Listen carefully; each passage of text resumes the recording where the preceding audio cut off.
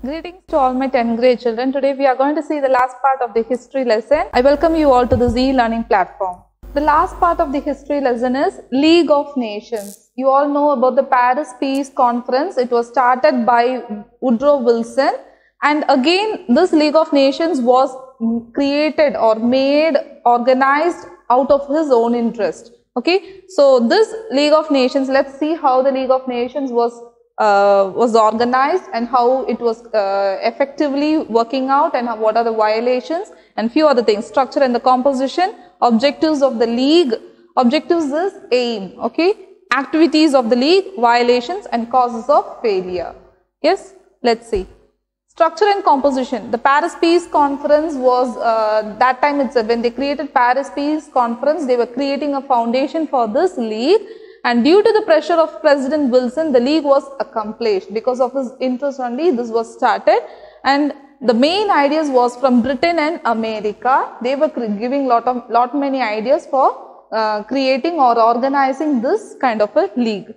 This league consists of 5 bodies. The first one is the Assembly, the Council, the Secretariat, the Permanent Court of Justice, and the International Labour Organization. From the words itself, you can understand, if any issues are coming, they'll be discussing in the Assembly, and the Council will be finalizing it. It will be passed in the Secretariat, and even they will have that certain, if any illegal activities are taking place between the countries, they'll be having a Permanent Court of Justice.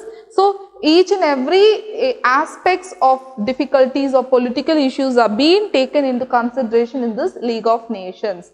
Okay, and this League of Nations was mainly supporting the winners of the World War I. That is, the countries which were more powerful, which won the majority, was given more support in this League of Nations. So the 5 main permanent members are the Britain, France, Italy, Japan and US, and they have the right to vote. Even the smaller countries were given the right to veto. Okay, it's a kind of an election system, and in this election system, every decision will be taken unanimously. That is, no suggestion from the opposition. Whatever we are suggesting, it will be accepted unanimously without any opposition. That will be taking place in the League of Nations. So less confusion takes place here. Now here in Secretariat. The Secretariat was started in Geneva, and the first Secretary General was Sir Eric Drummond. You can see his picture. In Britain, International Court of Justice was organized in a place called Hague, and in that Court of Justice, 15 judges were there. And International Labour Organization, 4 representatives from each countries were taken. Okay, whatever countries were the members or the participants of the league, in each country 4 representatives will be taken for the benefit of the labours, to discuss, to see the disadvantages or the advantages, what are the difficulties faced by them. Everything is discussed in the International Labour Organization. So in the next slide we can see the objectives of the league. There are 2 main-fold objectives of the league. Okay, the first objective is to avoid war. You all know how much of impact created by the World War. To create a better world condition, world climatic condition, that is not actually seasonal climatic, a peaceful climatic condition in the world. This league was brought out. So the first thing is they are targeting to avoid the war. If we avoid the war, we'll automatically maintain peace. Okay, so promote international cooperation. The second point is to promote international cooperation in both social and economic factors. Wherever they want to have a cooperation, that is especially in trading, especially in industrialization, especially in capitalization, every areas only, such areas only created such a great, huge war in the world. So to avoid that, to promote international cooperation in social and economic affairs, they have created, that is the main target of this objective of the league. So the first point is to avoid the war, and the second point is to have an international cooperation socially and economical factors. Then they act as an arbitrator like a peacemaker and conciliator. If any problems are arising, When problems arise, automatically it will lead to war. Now we know that China and India, there is a border issues going on there. So what is happening? Automatically it come to a conclusion to have a war there. So that to avoid the war and maintain peace, what they are doing is first itself they get into, or they will get into the problems or affairs and try to resolve it. That's what they are doing as arbitrator and conciliator, to resolve all the political issues and affairs. Disputes is problems. Then difficulties. In these objectives of the League, some difficulties are taking place. When every country cooperates together, if we have an institution or an organization, all the members should participate and cooperate. But here, what is happening is, main ideas was given by USA and Britain, but later what is happening is, USA started showing its absence, and Germany, already we know, he was always a kind of a problem maker, and Russia also was always, it's not so strong, and it was also showing its absence here. So Germany and Russia, they joined in between in 1926 and 1934, but Germany resigned in 1933. So this is coming in between and going away, having some problems and not showing incooperative attitude in the organization creates more violations and difficulties in the way to organize the league. So Russia was expelled because Russia was creating certain problems like creating a war, and it's not paying attention to the league suggestion. So what is happening is, Russia was expelled. Expelled meaning is sent out from the league in 1939. Okay, so these are the difficulties creating. So the main idea is a very good idea. They have a good target, but because of these incooperative attitudes, they are having some issues in the league. Next one, activities of the league. This league was really a very powerful and a very good thing, and they were able to be successful in 3 issues. You can see in 1920 there was a dispute, there was a problem or a clash between Sweden and Finland. As Sweden and Finland was fighting for the Åland Islands. Okay, Finland was wanting to have Åland, or want to have an authority over the Åland, and Sweden also at the same time was having that authority. So two countries, or the two nations, were having a great dispute, and finally League got into that dispute, and they gave a conclusion that Finland should have the Åland Islands. Then the second one is frontier between Poland and Germany. Like frontier between China and India, we are having an issue, the current issue now. The same way, Poland and Germany also were having a frontier. Frontier means border issues, and again that too where means in the area of Upper Silesia, Silesia's upper area. So again there was a problem, and they were getting into it, and they were trying to resolve it. The third one was Greece and Bulgaria in 1925 having a problem, and Locarno, through Locarno Treaty 1925, Germany, France, Italy, Belgium and Great Britain guaranteed peace in Western Europe. So what is happening is, this dispute was resolved, and again League called every nations, Germany, France, Italy, that is European countries, all the European countries were called together, and they signed the treaty again, giving a guarantee that they will create peace in the western part of the Europe. So that was a good thing from the, or a successful thing, or what they can establish is these 3 issues, and plus they were able to get the guarantee from the other nations. Then Germany joined the League. Okay, Germany joined the League, and that time what is happening is, when Germany joined the League, because Germany was signing here that he will be creating a peaceful atmosphere in the Western Europe.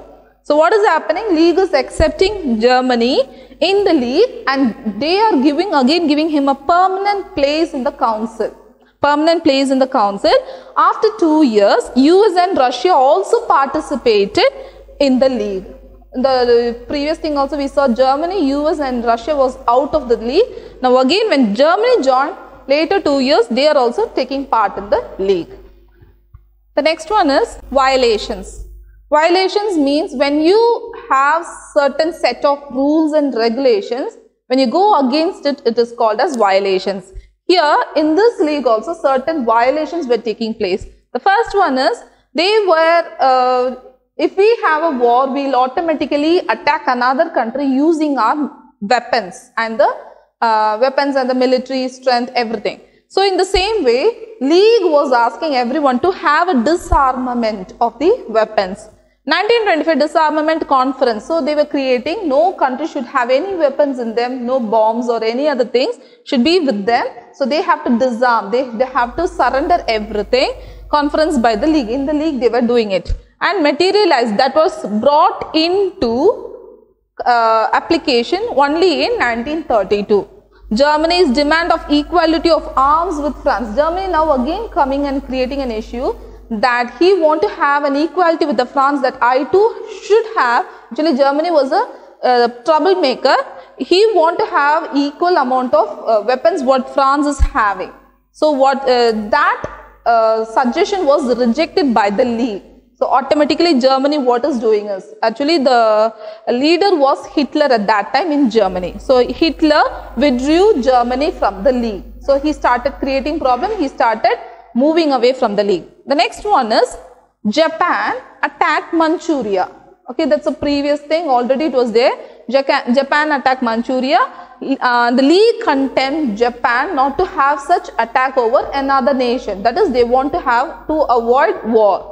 But Japan, when he heard this, Germany started resigning. So Japan also started imitating Germany and he resigned from the League. He also resigned from the League. And Italy started, what Italy is doing is, Italy started attacking Ethiopia, and this Ethiopia's attack, the League was thinking, the previous two things they were rejecting. So they started thinking, if we start rejecting, people, that is the members will start leaving the League and that will create a great problem. So now at this situation, what they are doing is, they are sanctioning the request. When they sanctioned the request, Italy took it as an advantage, and what he is doing is, he is giving an opposition attitude, showing resignation there. So Italy resigned in 1937 from the League. So League was started creating, it got confusion, it started become passive for every situation, whatever happening, whatever problems were happening, it started to become passive. Passive in the sense, not reacting for anything. Whatever he sees, he will not be reacting. He will be sitting quietly and he will be watching everything like that. League was passive witness to certain crisis. Crisis is problem. And Russia was expelled for the attack on Finland. Now you got the reason why Russia was expelled in 1939 there is because of he was attacking on Finland, and the League of Nations was not joining together or having a meeting again hereafter after this situation. So finally it was dissolved. Dissolved means completely closed in 1946. So League of Nations was dissolved in 1946.